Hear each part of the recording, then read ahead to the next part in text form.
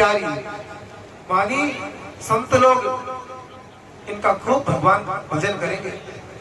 हो ही संतत पिए प्यारी, संतों की और भगवान शिव की। सदा अचल ऐ कर अहि वाता, ऐते कछ पे ही पित माता। लिखा है इनका सुहाग है वो सदा रहेगा अचल, ये सदा सुहाग रहेगा। में कोई भी पदार्थ दुर्लभ नहीं होगा। एक नाम सुमिर संसार। नारद जी कहते हैं हिमांचल राजा से कि जो आपकी बेटी बनकर के आई है, संसार की स्त्रियां इसका नाम लेकर नहीं पतिव्रत असिधारा, पतिव्रत धर्म को पालन करेगी और सत्या सद धारण करेगी। लेकिन कुंडली के अंदर ज्योतिष की दृष्टि से देखा जावे तो कोई भी संसार में चाहे अवतारी क्यों ना आया हो, वो ये ना सोचे कि हमारे जीवन में सारी अनुकूलता ही अनुकूलता रहेगी, कोई प्रतिकूलता नहीं आएगी, संभव ही नहीं है।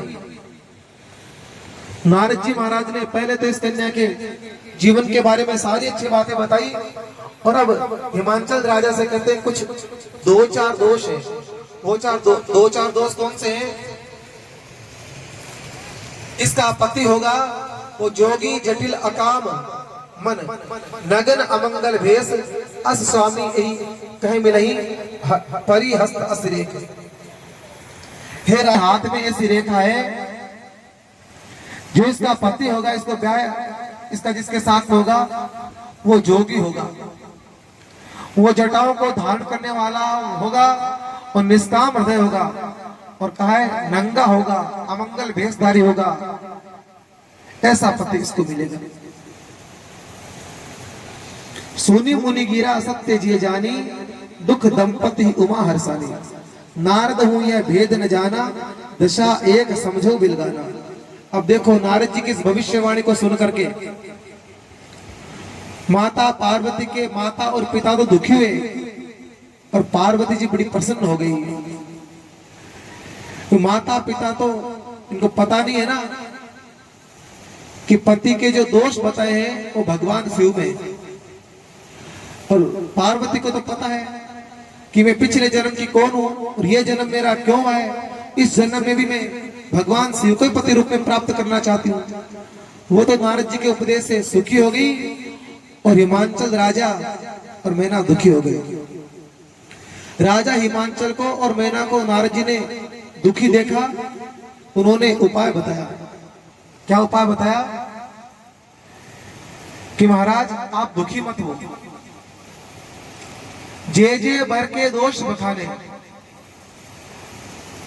आप इस बात से तो दुखी हो कि इस कन्या का विवाह होगा, इसका पति होगा, उसका भेष थोड़ा जोगी जटिल अकाम, वह जोगी होगा, जटाधारी होगा, निष्काम हृदय, नंगा अमंगल भेष वाला होगा, मात्र पितृहीन होगा, भूत प्रेत संग में रखने वाला होगा, भस्म धारण करने वाला होगा। ये सब सोच करके तो आप दुखी हो, क्योंकि ये जितने भी कन्या के पति के दोष हमने इस कन्या के हाथ में देखे, ये सारे दोष भगवान शिव में, ये सारे दोष किसमें है?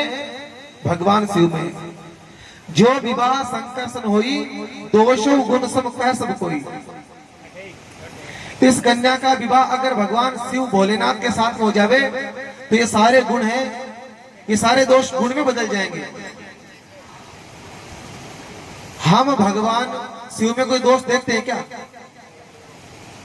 गोस्वामी जी ने भी लिखा है, भेष तो मंगल है, भेष तो अमंगल है, लेकिन मंगलों की खान है भगवान भोलेनाथ। भेष अमंगल मंगल राशि, नाम प्रसाद शंभु अविनाशी।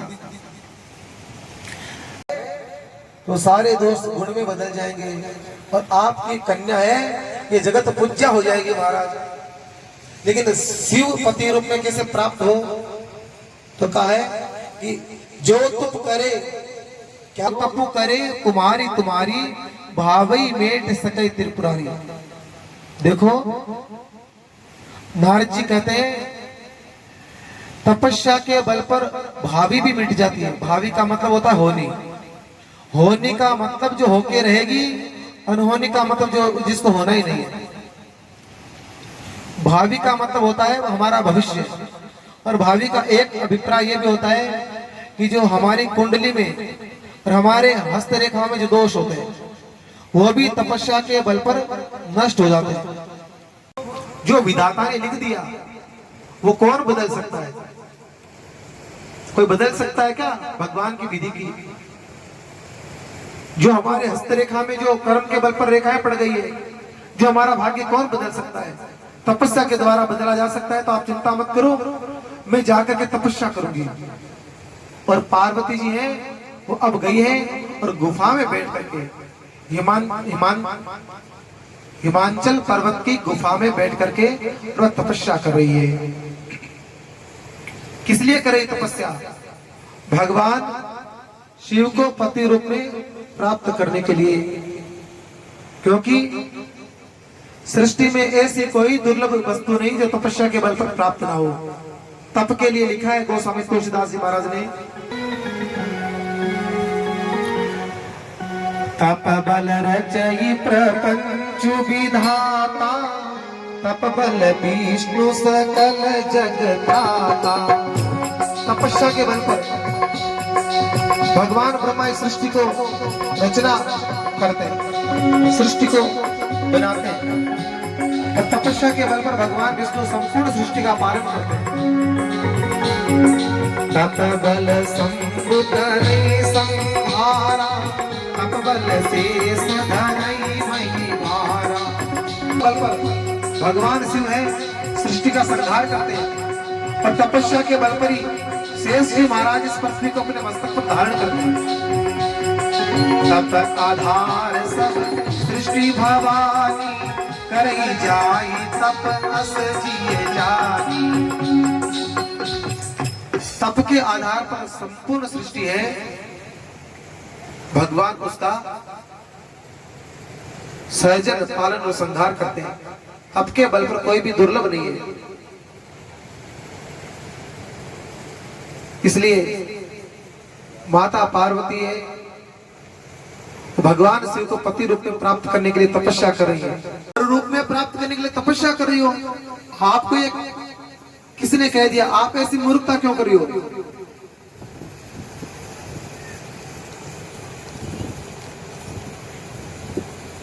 शिव को ही पति रूप में क्यों चाहती हो? शिव ही है क्या गुणवान रूपवान ज्यादा? शिव के पास में तो कुछ भी नहीं, मातृहीन पितृहीन है, उसके मकान नहीं है, उसके पास में रहने के लिए कोई व्यवस्था नहीं है, और वह जोगी है, जटी है, अकाम है, भूत प्रेतों को संग में रखता है, चिता भस्म लपेटता है, नरमुंडों की माला पहनता है। उनका स्वरूप देख करके भी डर जाओगी। ऐसे पति को प्राप्त करने के लिए आप तपस्या कर रहे हो। आपको यह किसने बता दिया? माता पार्वती ने कहा कि मुझे नारद जी ने ऐसा कहा है। नारद जी ने कहा, सप्तऋषि ने कहा, नारद सीख सुनहि नर नारी, अवसी होय तज भवन भिखारी। सप्तऋषि कहते हैं पार्वती जी को, तो नारद जी की बात को मान करके और भगवान शिव को पति रूप में प्राप्त करने के लिए तपस्या करियो। नारद की बात को कोई मानता है ना, तो लिखा है तो अपना घर छोड़ करके भिखारी हो जाता है। दक्ष के पुत्रों को नारद ने तो शिक्षा देकर के सन्यासी बना दिया था। और महाराज नारद के वचन से किसी का घर बसा है क्या आज तक? नारद जी ने तो आपको ऐसी बात बता करके बहुत बड़े भ्रम में डाल दिया है। उनके वचनों पर विश्वास करके आप उस उदासीन, गुणहीन, निर्लज, बुरे भेषवाल और नर कपालों की माला पहनने वाले कुलहीन, बिना घर बार का नंगा और जो शरीर पर सांप लपेटता उस वर को चाहती हो। अगर आप हमारा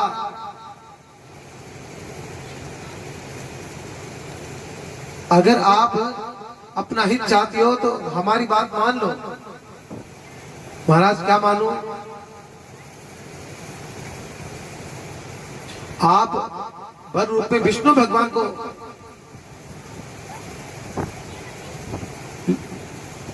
सप्तऋषियों ने कहा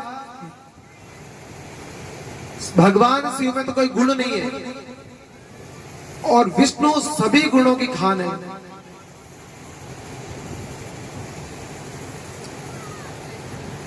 सप्तऋषियों ने माता पार्वती की परीक्षा लेने के लिए भगवान शिव के सारे दोष बताए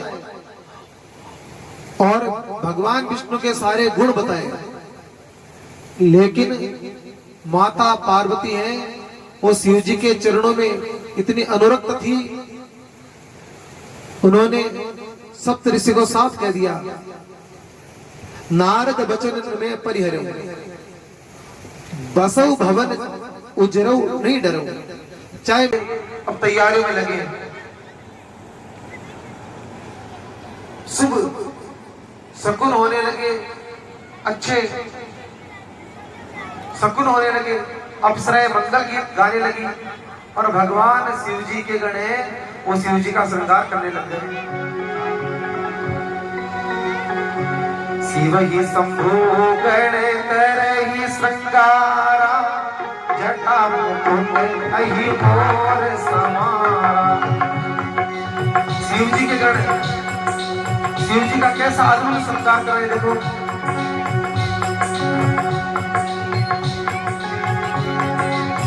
कुंडल कंगन पहिरे व्याला, तन विभूति पटके हरि छाला।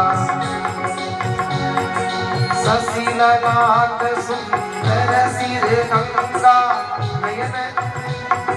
नयन तीन उपवीत भुजंगा। करलकंठ उर नर सिर माला, असिर भेष शिव धाम कृपाला।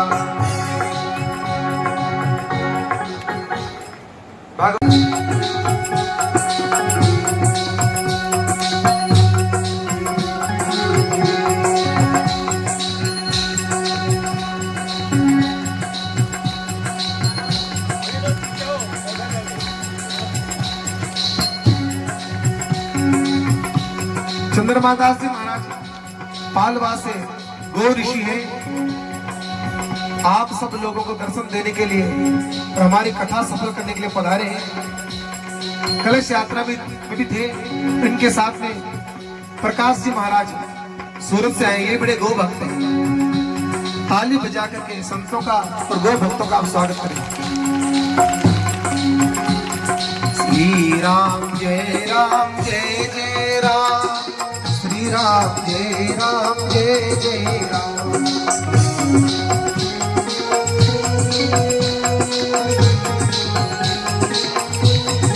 राम जय जय।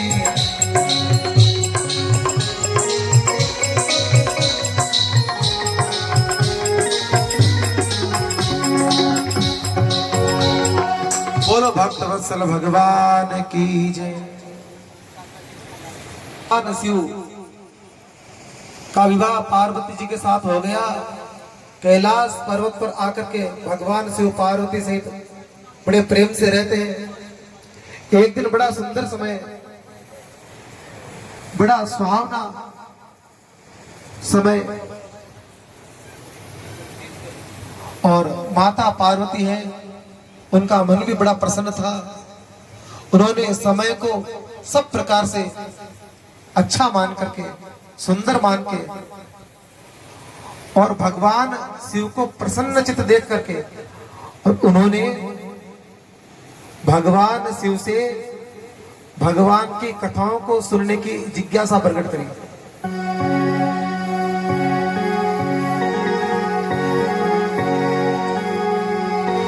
पूछहु सुर राया,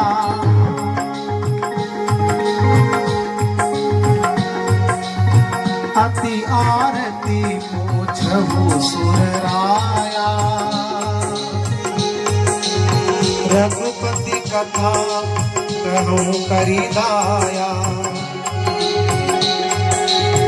प्रथम सो कारण कहूँ विचारी,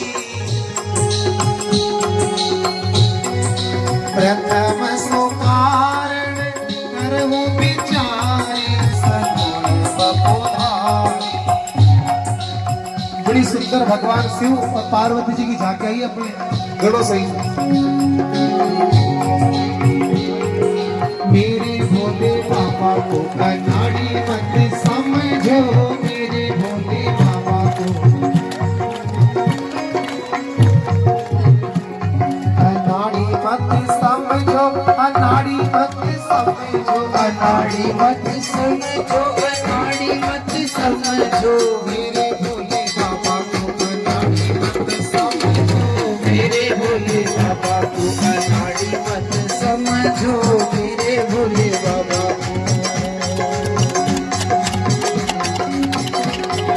मेरे भोले बाबा के हाथ में डमरू, मेरे भोले बाबा के हाथ में डमरू, मेरे भोले बाबा के हाथ में डमरू, मेरे भोले बाबा के हाथ में डमरू, डमरू को देख के, ओ डमरू को देख के मातारी मत समझो, मेरे भोले बाबा को अनाड़ी मत समझो, मेरे भोले बाबा को अनाड़ी मत समझो, मेरे भोले बाबा को।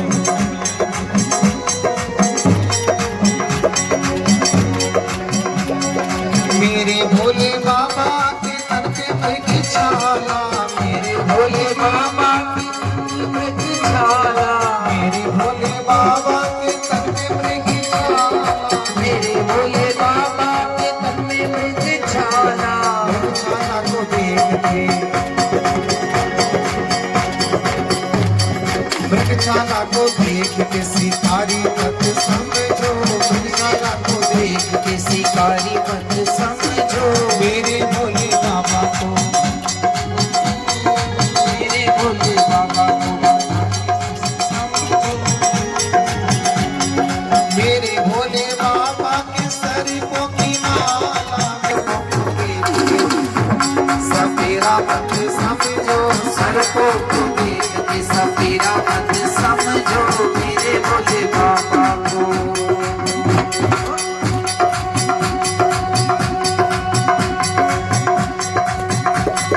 मेरे भोले बाबा को अनाड़ी मत समझो, मेरे भोले बाबा को अनाड़ी मत समझो, मेरे भोले बाबा को अनाड़ी मत समझो, मेरे भोले बाबा को अनाड़ी मत समझो, मेरे भोले बाबा को।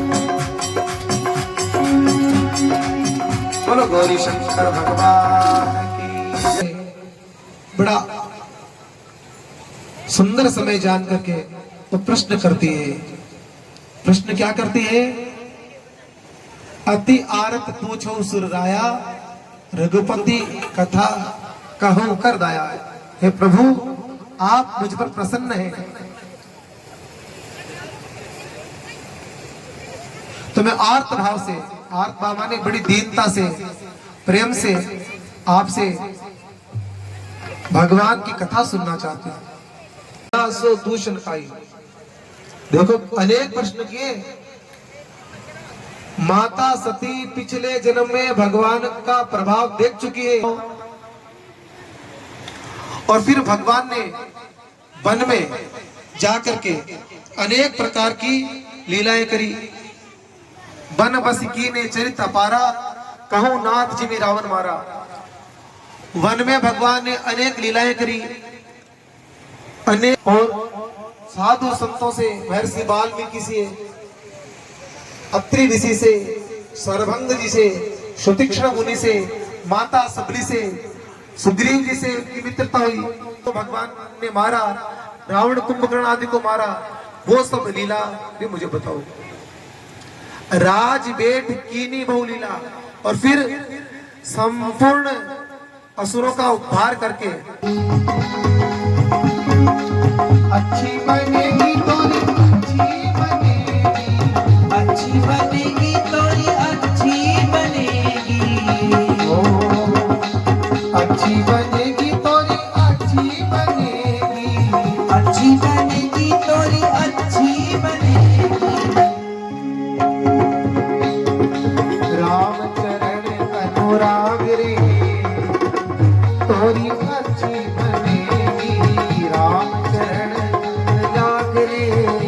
तोरी अच्छी बनी।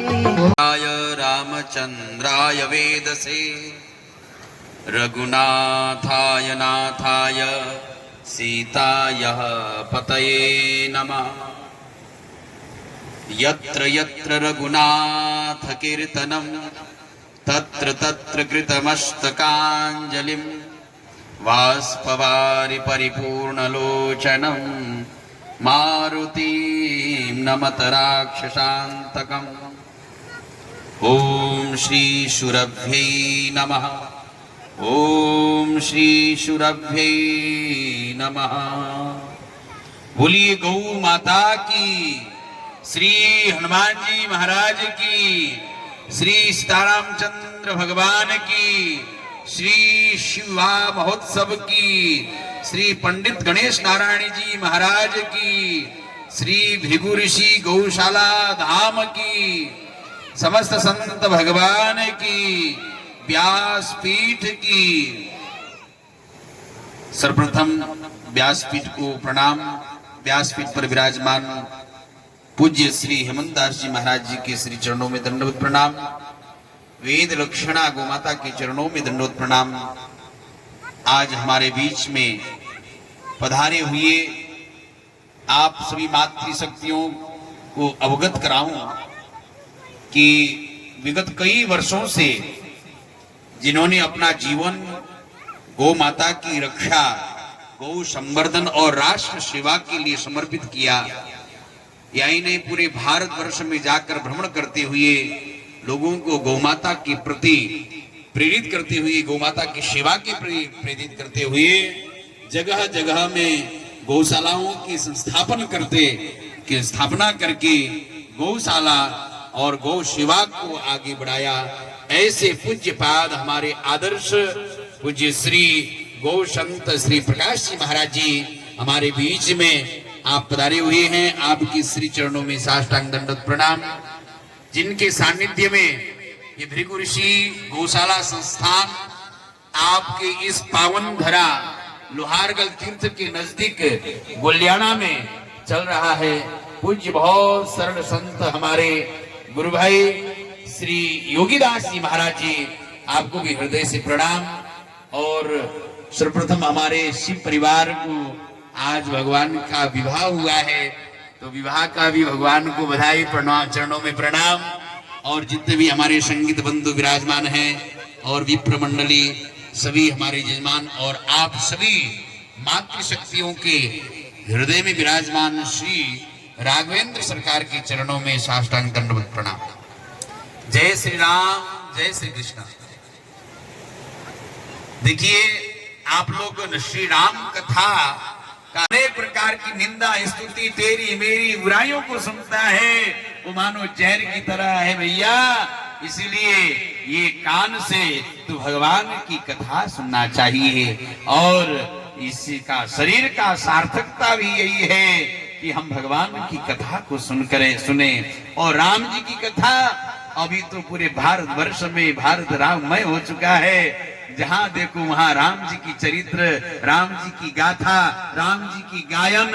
आहा क्या करें, नर नारी पुरुष बालक युवा वृद्ध सब चाहता है कि हम राम जी की कथा को सुने, हम राम जी की कथा को सुने। गौशाला संस्थान में जिस राम कथा का यहाँ पर आयोजन हो रहा है, इसका मुख्य उद्देश्य क्या है, इसके पीछे हेतु क्या है, गौशाला में कथा होने का आयोजन का प्रयोजन क्या है, आप सब लोग देख रहे हैं। यहाँ पर एक्सीडेंटल गाय जो दुर्घटनाग्रस्त हो जाते हैं, लोग तीर्थ लोहारगल में आते हैं और कई प्रकार के कई विचारों के लोग आते हैं, तेज वाहन चलाते हैं। आज हर व्यक्ति को जल्दी है, कोई धीरे चलना ही नहीं चाहता है और तेज वाहन के चपेट में बेचारी गैया आ जाती है और एक्सीडेंट हो जाता है। हमारे और आपके घर में किसी के हाथ पैर टूट जाए और कोई दुर्घटना हो जाए तो महाराज हमारे सुपजन परिजन हैं और न हो तो महाराज हॉस्पिटल इतने बने हैं, सरकार की इतनी व्यवस्थाएं हैं, कोई हॉस्पिटल नहीं है। धन्य है हमारे योगीदास जी,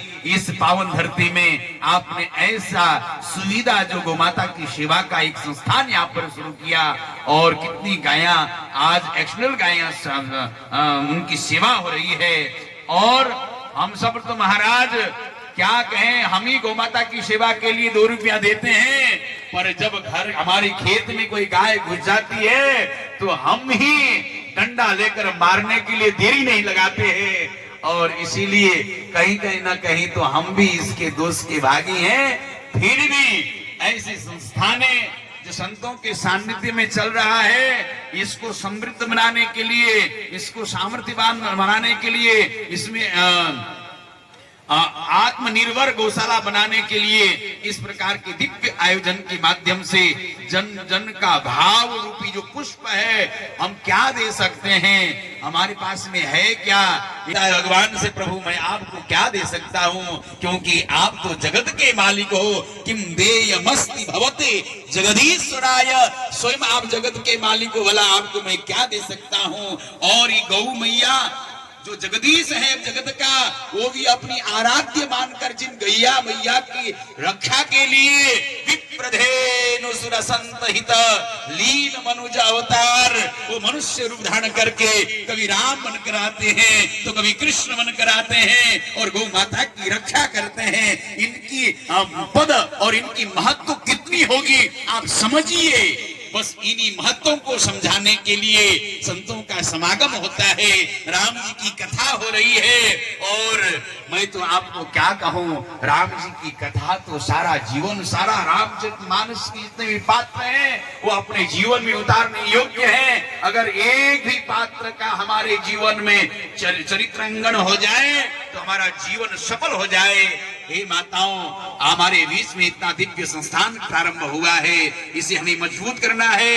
हमें हमारे घर घर से जो सहयोग रूपी आहुति इस दिव्य यज्ञ में, अनुष्ठान में हम लोग भंडारा करते हैं, यज्ञ करते हैं, अनुष्ठान करते हैं, कभी राम जी के मंदिर में, कभी कृष्ण भगवान के मंदिर में और कभी किसी मंदिर में जाते हैं, पर एक ऐसा मंदिर भगवान ने निर्माण किया है हमारे भारतवर्ष में जिसे हम पूजनीय गैया मैया के रूप में मानते हैं, जिसके अंदर 33 कोटि देवी देवताओं का वास है, जिनके चरणों में 68 करोड़ तीर्थों का वास है, जिनके गोबर में साक्षात माँ लक्ष्मी निवास करती है, जिनके गोमूत्र में साक्षात गंगा माँ निवास करती है। ऐसी चलती फिरती जो देवालय है जिसमें सारे देवताओं का निवास है, ऐसी गैया मैया की अगर सेवा करेंगे तो हमें अलग अलग जाकर भटकने की जरूरत नहीं है। राम हमारे आराध्य हैं, कृष्ण हमारे आराध्य हैं, इन सबको जितने भी देवी देवता हैं हमारे सब आराध्य हैं। इनको मानना हमारा सनातन धर्म का परम कर्तव्य है। पर इनका जो मूल जड़ रूप है, जो गौ माँ, जहाँ जिनसे सब कुछ है, ऐसी गैया मैया की रक्षा सेवा होना बहुत जरूरी है। बस उन्हें जगाने की जरूरत है, हमें जागने की जरूरत है। आप हम सब जातम नमः।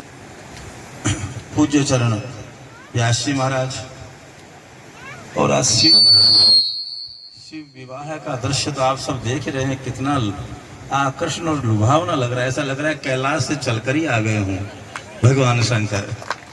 बहुत बार बार देखने की इच्छा होती है, मैं इधर मुंह करता हूँ फिर उधर ही देखने की इच्छा होती है। साक्षात शंकर पार्वती की जोड़ी और गण भी सारे ऐसे लग रहे हैं जैसे बिल्कुल आपने बनाए नहीं हो, वहीं से आ रहे हैं सीधे। ये हमारे पार्वती मैया की सहेली, एक एक क्या बताऊं, जिसने तैयार किया मैं उनको धन्यवाद देना चाहूंगा। बिल्कुल शिव बारात एकदम परफेक्ट बनाई है। उन शिव परिवार के चरणों में वंदन। पूज्य चरण महाराज श्री जी यहाँ जितनी बड़ी सेवा कर रहे हैं वो अद्भुत है। मैं तो बार बार देखता देखता ये मन में विचार कर रहा था कि जगदम्बा की कृपा कैसे नहीं हुई। हमारे इष्ट पंडित गणेश नारायण जी यहाँ विराजमान है और 3 साल महाराज श्री जी को यहाँ आए हुए हो गए, अभी तक आह्वान क्यों नहीं हो गया, बुलाया क्यों नहीं बाबा ने, ऐसा हमें लग रहा है। पर समय पर जैसे उनकी इच्छा होगी उसी से मैं बुलाया और इसके माध्यम भी पूज्य चरण चरमादास जी महाराज बने। संयोग से आप निमंत्रण पत्रिका लेकर मानव और इन सबके साथ वहाँ पधारे थे बालवास आश्रम पर, और संयोग से मैं भी वहाँ आया हुआ था। परिचय हुआ, कथा की बात मालूम चली तो मैं चला गया था। फिर मुझे एक मन में था कि मैं गौशाला देखूं, तो आज वापस में प्रवास करके वृंदावन का फिर यहाँ आ गया। बहुत सुंदर माताओं दृश्य लगा है। देखो, कथा सुनने का महत्व तो महाराज श्री जी ने बताया ही आपको, पर कथा जहाँ हो रही हो वहाँ गायों का वास हो। और गायें भी कैसी, क्योंकि आप तो जानते हैं जब अपने मनुष्य जीवन में भी अंतिम समय मानव रहता है तो गंगा जल है, गाय है, पहले तो नियमित था। अंतिम लगता था कि अब ये प्राण छोड़ने वाले तो गाय के गोबर से लेपन देकर ही उस पर नीचे उल्टाते थे और कहते थे गाय के गोबर पर लिटा दिया है तो मुक्ति है। ती नहीं, वेद बिना मति नहीं, ये जो नारा है, ये जो उद्घोष है, ये जो संवाद है, गाय का इतना महत्व है। ऐसी गायों की उपस्थिति में कथा सुनना। पूज्य चरण राजेंद्रदास जी महाराज को हमने निवेदन किया कि महाराज कथाएं आपकी बड़ी बड़ी हो रही है, पथमेड़ा में केवल गायें सुने, किसी को निमंत्रण देंगे ही नहीं मनुष्य को। तो आपको आश्चर्य होगा, हम 20-25 साधु थे और केवल गायों को कथा सुनाई। गायें इतने दृढ़ता से, इतने आनंद से कथा सुन रही थी माताओं, गर्दन हिला करके, कान झटका करके, ऐसा लग रहा था कि ये सारी कथा का श्रवण कर रही है। आप और हम तो कितनी ध्यान से सुनते होंगे मुझे पता नहीं है, परंतु गायें इतनी ध्यान से सुनी। उसके बाद पथपेड़ा में जो आनंद हुआ, राधा कृष्ण जी महाराज संतों का समागम हुआ और आर्थिक दृष्टि से एकदम संपन्नता आ गई, उस कथा के बाद आई। पहली कथा राजेंद्रदास जी महाराज ने गायों को ही सुनाई वहां पथपेड़ा में। गायों का वास है, गायें भी आपसे और मेरे से अधिक कथा सुन रही है जो वहां गोश्त में बंधी है, यहाँ रखी है। और गायें भी कैसी, जो एक्सीडेंटल है, जिनको किसी कारणवश पीड़ा आ गई है, उन गायों को, यानी उन गायों को कथा सुन कराना अपने आप में पुण्य है महाराज श्री जी, अपने आप में बहुत बड़ी बात है। गायों की उपस्थिति है। लोहागढ़ तीर्थ है जहाँ पांडवों के समय से वर्णित है। बरखंडी की यात्रा में मानव से बात कर रहा था तब कहते हैं कि आगम निगम पुराण, आगम निगम, आगम ग्रंथ हैं। जैसे देखकर इतना भाव विभोर हो गया कि भगवान ने मेरे को बुलाया है, बाबा ने मुझे बुलाया है। तो यहाँ की स्थानीय एमएलए को तुरंत मैंने बालाजी को कहा फोन लगाओ। पहले महाराज से पूछा वो आए कि नहीं आए, बोले अभी तो नहीं आए। मैंने कहा पूछो कहाँ है, कहा नवलगढ़ है। तो आ रहे हैं। मैंने कहा तुरंत यहाँ हो रहे, इतना आपके क्षेत्र में बढ़िया काम चल रहा है यार, कितना सुंदर काम चल रहा है जी। गायें एक्सीडेंट होकर के यहाँ दुखी गायें आती हैं, किसी के टांके लग रही है, किसी का 20 किलो प्लास्टिक निकल रहा है।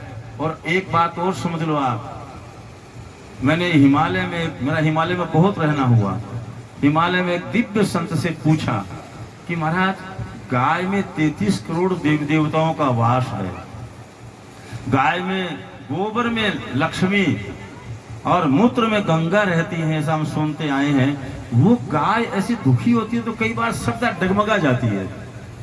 वो गाय जब प्लास्टिक खाती है, वो गाय जब एक्सीडेंट होकर यहाँ दीनहीन बनकर के सहायता के लिए चिल्लाती है, वो गाय जब कत्ल खाने में जाकर के और कत्ल होती है तो महाराज श्रद्धा डगमगाती है कि 33 करोड़ देवी देवता गाय की रक्षा नहीं कर सकते क्या? गाय की ऐसी दुर्दशा क्यों बनी है? महाराज ने बहुत सुंदर बात कही। माताओं आप बहुत ध्यान से सुनना। महाराज ने कहा देखो, जन्म देने वाले माता पिता और गाय, दुनिया में इनके मुकाबले का हितैषी कोई हो ही नहीं सकता है। जन्म देने वाले माता पिता और गाय, इनके बराबर कोई हितैषी, बाकी सब शब्दों के जंजाल में फंसाएंगे, लूटने की चेष्टा करेंगे, ठगेंगे। आप पक्का मानो कोई मिल जाए महापुरुष, भगवान की कृपा है, पर इन चार को छोड़कर कहीं भी आप ये चाहोगे कि हमें आनंद मिल जाएगा तो ये गलतफहमी है। ये माता पिता बीमार नहीं होते हैं, महाराज ने कहा। ऐसी गाय दुखी नहीं होती है, ऐसे सदगुरु दुखी नहीं होता है। फिर महाराज दुखी देखते तो है इनको, तो बोले कि देखो बाबा, वो दुखी नहीं होते हैं जब उनको लगता है कि अब मेरे शिष्य के, मेरे बेटे बेटी के, मेरे भगत के गाय सोचती है कि पुण्य समाप्त हो रहे हैं और आने वाले समय में दुखी हो जाएंगे। न इनके पास धन रहेगा, दरिद्रता आ जाएगी, न इनके पास मान रहेगा, सम्मान रहेगा, न इनके पास रोटी की व्यवस्था रहेगी। ये दुखी हो जाएं, क्यों? ये अंतर्यामी है, देख लेते हैं कि आगे आने वाले समय में मेरे पुत्र पुत्री, मेरा शिष्य और गाय माता के भगत बेटे बेटी ये दुखी हो जाएंगे। तो ये भगवान से जाकर बात करते हैं, गाय बात करती है, माता पिता बात करते हैं, सदगुरु बात करता है और कहते हैं देखो भगवान, हाँ ये मेरा बेटा बेटी है, ऐसा है, अनाथ है, मैं चला जाऊंगा, ये दुखी हो जाएंगे। ऐसे गाय कहती है मेरे बेटे बेटी मुझे माता कहते हैं, दुखी हो जाएंगे। तो भगवान कहते हैं भाई मैं क्या करूं, मैंने तो संविधान बनाया हुआ है, नियम बनाया हुआ है, जो करे सो भरे। बोवे पेड़ बबूल को आम कहाँ से खाए? पेड़ बीज बोएगा तो किकरी मिलेगी, आम थोड़ी लगेंगे। इन्होंने जैसा किया है वैसे भोगेंगे। तो माता पिता और गाय ये कहती है नहीं नहीं नहीं, इनको बदलना पड़ेगा आपको। तो भगवान कहते हैं इनके पुण्य इकट्ठे हो तो बदल जाएगा अपने आप। बोले पुण्य इकट्ठे कैसे हो? बोले आप दुखी हो, आपकी सेवा करेंगे तो पुण्य इकट्ठे होंगे। माता पिता की सेवा से बेटा बेटी और गुरु की सेवा से शिष्य और जनमानस सारा गाय की सेवा से पुण्यों की प्राप्ति कर लेता है। पेश किया। आप जब उत्तराखंड में साधना में थे रहे और वहां पर महायोगी बाबा के आदेश अनुसार राष्ट्र सेवा के लिए योगी जी मोदी जी को प्रेरणा दी और गौ सेवा के लिए पूज्य श्री महाराज जी को प्रेरणा मिली। और वहां से आप तो आए संघ में, आप स्वयं संघ में रहे दोनों प्रचारक के रूप में मोदी जी के साथ में, और अभी उनका राष्ट्र सेवा में और आपका गौ सेवा में समय चल रहा है, बीत रहा है। और वास्तव माता की माताएं बस अब आरती करके ही सब लोग निकलेंगे प्रसाद देकर। और कल अपने समय में आप लोग सभी आए और कथा का रसपान करें। सभी श्रद्धालुओं से भी निवेदन है कि यहाँ जो ये प्रकल्प चल रहा है, प्रसाद का है, कथा का है, आप बढ़ चढ़कर सहयोग प्रदान करें और पूरा महाराज जी का साथ प्रदान करें। माता जी पटेल जी, नाम ही पटेल जी है, क्या कहना। हमारे पास में भी एक पटेल जी थे। और आपसे निवेदन है कि आप गौ माता से जुड़े, क्योंकि हमारे हेमंत दास जी महाराज जी का जन्मभूमि और कर्म भूमि और तप भूमि ये तीनों ही चिराना का है। तो आप वहां से आए हैं, पूज्य श्री महाराज जी का साफा पहनाकर आप सम्मान कर रहे हैं। बोलिए गौ माता की। पहले व्यासपीठ पे महाराज जी का, उसके बाद फिर महाराज जी का। नहीं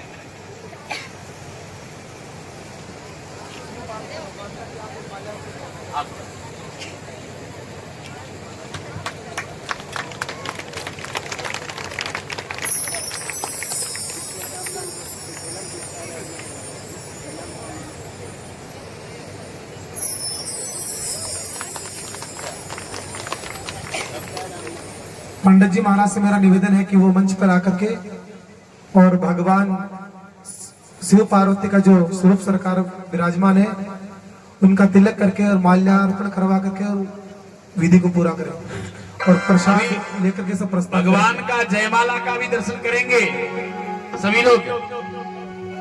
अब महाराज जी का साफा पहनाकर जोरदार सूरजमल जी पटेल जी आपने सम्मान किया। जय हो। अब पंडित जी वेद मंत्र उच्चारण के द्वारा आप शिव परिवार, आज शिव विवाह महोत्सव है, क्या कहना है शिव विवाह का? तो आरती की थाली की भी तैयारी कर दिव्य दर्शन आए, माल्यार्पण करें। तेरा पल पल बीता जाए, मुझसे जपले नमः शिवाय। तेरा पल पल बीता जाए, मुझसे जपले नमः शिवाय। तेरा पल पल बीता जाए, मुझसे जपले नमः शिवाय।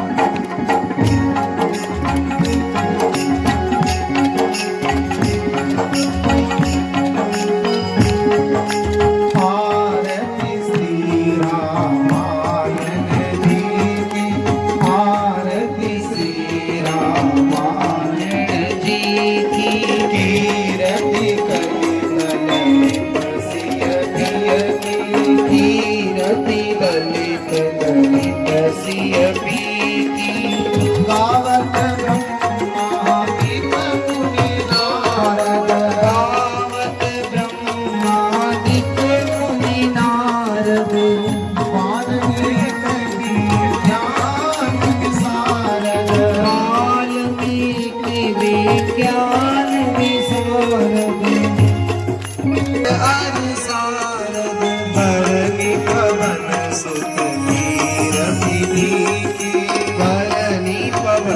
सुत की रतिनी की आरती श्री रामायण जी की आरती श्री रामायण जी की गावत वेद पुराण अष्टदश गावत वेद पुराण अष्टदश छौ शास्त्र सब ग्रंथन को रस छौ शास्त्र सब ग्रंथन को रस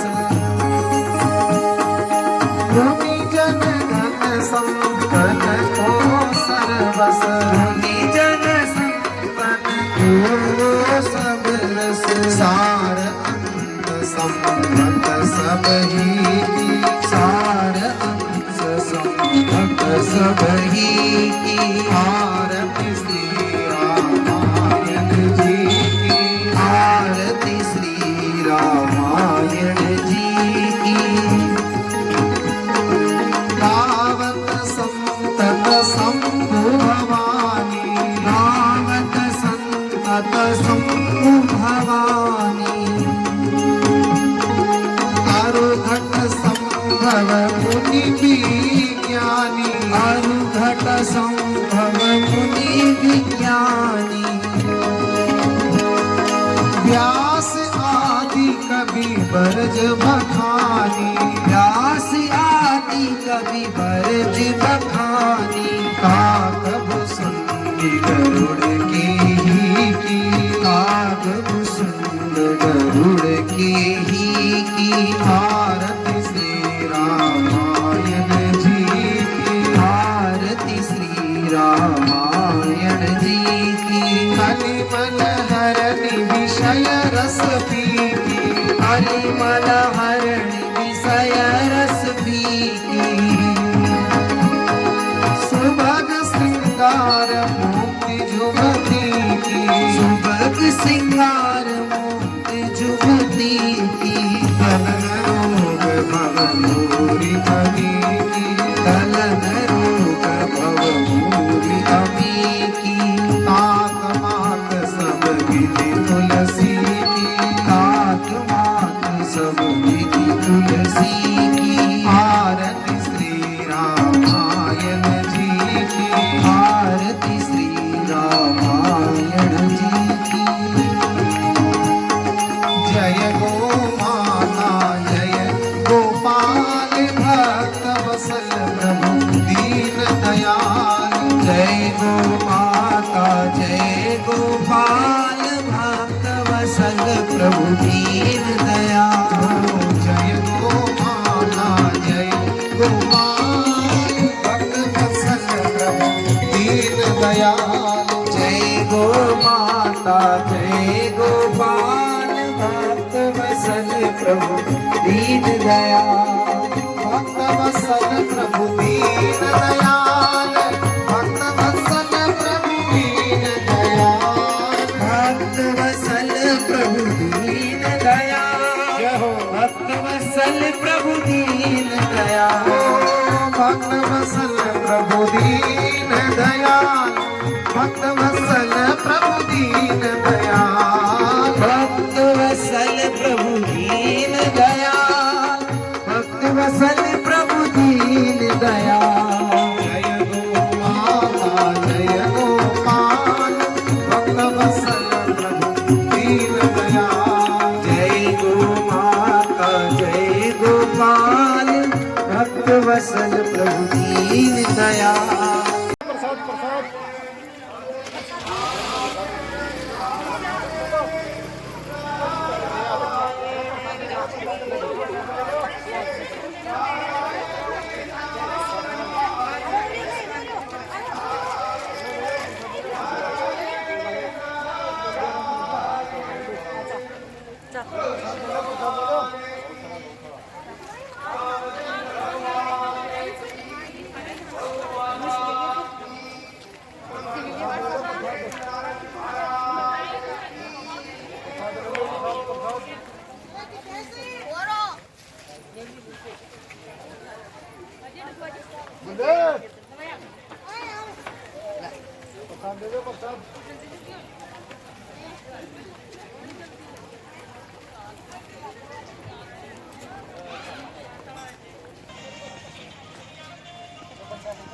Hãy subscribe cho kênh Ghiền Mì Gõ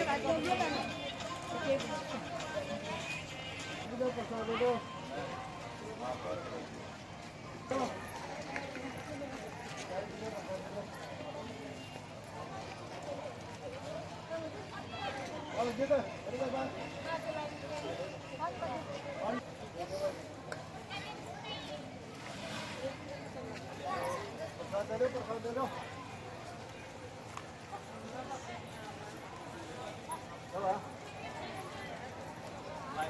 không bỏ lỡ